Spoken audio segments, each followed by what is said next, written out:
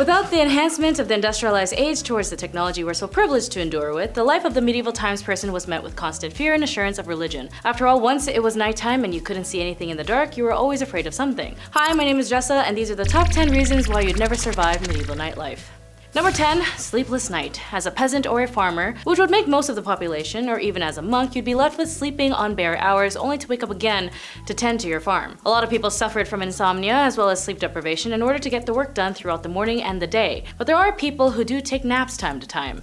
But when it comes to the morning and the night shift, it would be something not the average person would want to be accustomed to. But according to researchers, medieval time folks would have a restlessness called segmented sleep. In pre-modern Europe and even centuries earlier, people routinely would sleep for just about 4 hours, maybe less. But it turns out it wasn't just farmers, it was everyone. No matter what their rank would be, we have really exhausting sleep schedules. And I don't know about you, but I also have a terrible sleep schedule and I do miss my 20 to 45-minute naps. Number 9. Living conditions. People tended to live in small communities and there was a central lord or master. This arrangement was necessary for safety and for defense. Peasants could live and work on the lord of the manor's land, but they were heavily taxed and they usually had to give the lord or manor a sizable portion of the food that they produce. Living conditions were difficult. For example, most medieval homes were cold, damp, and dark. This was partly because most houses were built without windows for added security. As the populations of medieval towns and cities increased, the hygienic conditions began to worsen. This led to an increase in the rate of diseases. Medical knowledge was limited and limited healthcare was available to the common people. Antibiotics were not invented until the 1800s and it was almost impossible to cure diseases without them. But considering if you were living in the medieval times, you were basically living to equivalent to just living outside in the tent while camping. But even with camping, you do have necessities like a warm blanket or proper heating and insulation. But of course, if you were camping in the medieval times, camping in the dark where you were traveling would also be common, which leads to our next point as to why it's so dangerous. Number 8. Travel is a big no. In the medieval ages, millions of pilgrims, tourists, travelers, merchants, and soldiers, students, vagabonds, etc. traveled throughout Western Europe alongside a miserable and dangerous road network. They often suffered from the inconveniences of travel, hunger, and thirst, endured cold and heat, the malice of carriers, and dishonesty of guides, and deceptions of innkeepers. They were exposed to the dangers of travel, loss of life, and limbs. Well, as we see, when it comes to traveling in the Middle Ages, it was hectic and stressful times, especially if you couldn't afford the means of traveling. Traveling in medieval Europe happened for various purposes, for various people, and by various methods. Widely used transportations were horses, carts, wagons, carriages, and ships, but for many people also traveled by foot. It was also preferred to travel during the day for obvious reasons, aside it being more safe to travel during the day, especially if you don't have any other means of travel. And if you have to travel on foot, wouldn't you rather travel while the sun is out? But at night, although it could be advantageous, it was also dangerous as many lurked in the dark like killers, robbers, and of course, animals. Number 7. Predators and animals. By the late Middle Ages, some towns had hired individuals to hunt down stray dogs. A more significant threat to towns was larger carnivores, including bears and wolves.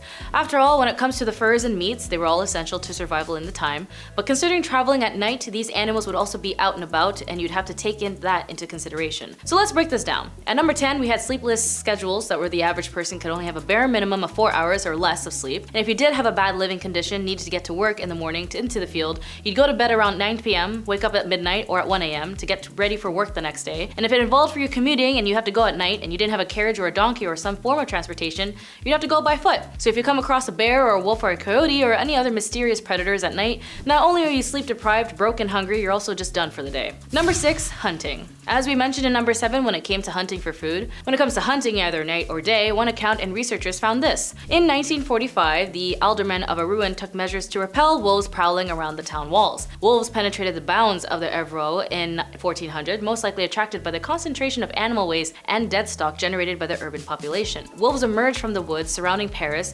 used as a royal hunting grounds a number of times in the first half of the 15th century. Consuming carcasses or even attacking people in the outskirts of the city, researchers note that there is more opportunity to study the medieval urban ecology, as it can offer some valuable insights into how urban residents conceptualize their towns when faced with the presence of wild species. But if you couldn't legally hunt in the king's forest, which is noted as part of his property and territory, you or so many at the time might result into poaching. Poaching was a common offense in the Middle Ages. It was also an act that was engaged by all of society and widely tolerated by it. All kinds of poachers engaged in this illegal act, but sometimes it was highly organized activity. Poachers worked together in rings to accomplish their goals and would also poach game off royal forest property and sell it to commoners for a profit. Sometimes these rings worked for other lords and even monks would supply them, and the lords and monks in turn would either own the consumptions or sell it in the common marketplace or for a profit. Number 5. Street violence. When it comes to the medieval times, you can bet there was violence in the streets, and I'm not talking talking about the tavern brawl or the one-to-one fighting with some drunkard. Brute force was accepted and even respected in the Middle Ages. Violence played a major role in family disputes and in the justice system, and even in the education and entertainment. Violence was considered a necessary part of life in the Middle Ages, as people were surrounded by violence in many forms, including wars, brutal tournaments, and deadly rivalries for power and land. And at night, well, if you didn't come across a giant bear or wolf, you might come across the most terrifying creatures of all time, humans. Even if you were crossing someone unintentionally, you could find yourself in a fist fight or a sword or knife fight. Either way, as earlier explained, violence was seen as part of the norm, which makes a lot of sense, with the euphemism that says, well, that's just purely medieval, because that's how normal brutality was. Number 4, getting robbed. Of course, aside getting in street violence, you might also just get robbed, or both. Getting your things stolen was very normal in the Middle Ages. After all, you could get your belongings stolen, your horse, your spouse, your gold, or like majority of your countries being colonized, your land. But if you're a single traveler, be wary that like so many others, you might get robbed. Even your young could get kidnapped if they aren't taken care of or paid attention to for unpaid labor. Both in the Middle Ages and the following 16th and 17th century, theft and violence were the main manifestations of crime. Travelers were usually robbed of small sums of money or goods, such as food. Violent and life-threatening crimes against travelers were a minority of cases when, as a result of the spread of literacy, the availability of printed information about crimes increased and often exaggerated their number for populace sensationalism. The public became mistaken of the increase in crime. Number 3, pirates. If you didn't want to travel by foot, and since air was unheard of and usually the thought of it was related to witchcraft, traveling by water or boat would be the only means of not punishment, but also a chosen part of a colony. You might come across some sea vagrants, aka the pirate, or in most cases of early Europe, Vikings. Thousands of pirates were active between 1650 and 1720, and these years are sometimes known as the Golden Age of piracy. Famous pirates from this period include Henry Morgan, William Captain Kidd, Calico Jack Rackman, Bartholomew Roberts, and the fearsome Blackbeard, aka Edward Teach. So many pirates attacks were made that the galleons that were forced to sail together in fleets were armed with vessels for protection. But like all organizations that rely on community to survive, the reasons why pirates were even a thing were due to smaller farmers were forced off the land by ruthless landowners and smaller tradesmen that were challenged by larger businesses. Kind of sounds like something that's happening today. These displaced people flocking to urban areas looking for work or poor relief. In London especially, there was overcrowding and unemployment, and funds for poor could not meet the needs. So people had to shift for themselves. Distressed people weren't simply worse off, they just had no hope of making a better life. So piracy tempted the poor seamen because it offered them the chance to take more control of their lives. So either you join with them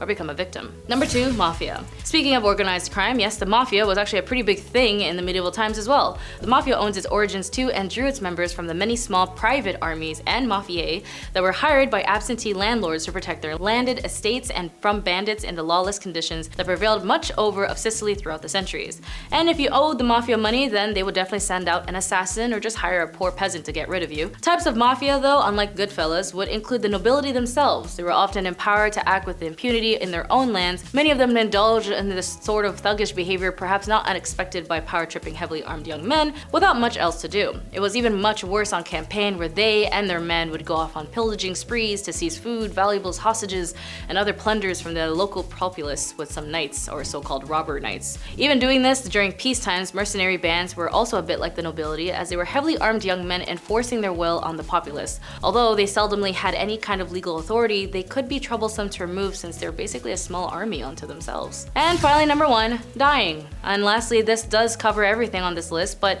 dying, I know although it's vague, this was an overall fear in the medieval times. Life expectancy at birth was a brief 25 years during the Roman Empire, and then reached 33 years by the Middle Ages, and then finally it reached up to 55 years in the early 1900s. But in the Middle Ages, the average lifespan of males born in land-holding families in England was 31.3 years old, and the biggest danger was just surviving childhood. Adults died from various causes, including plagues, tuberculosis, malnutrition, famine, warfare, sweating sickness, and infections. Wealth did not guarantee a long life either. Surprisingly, well-fed monks did not necessarily live as long as some peasants. However, most common deaths was infancy. So if you did have a family and weren't able to care or support them, the chances of your young surviving was relatively low, which explains the multitude of births but decrease in birth rates at the time. As for the rate, it seems like the only 1 out of every 10 adults lived to be as old as 50. Many babies, young people, and teenagers would have died. Well, that's all for this list, and despite it all, do you think you would have lived in this era? Who knows? My name is Jessa. Be sure to like and subscribe and comment, and name something that you wouldn't be able to live without in current times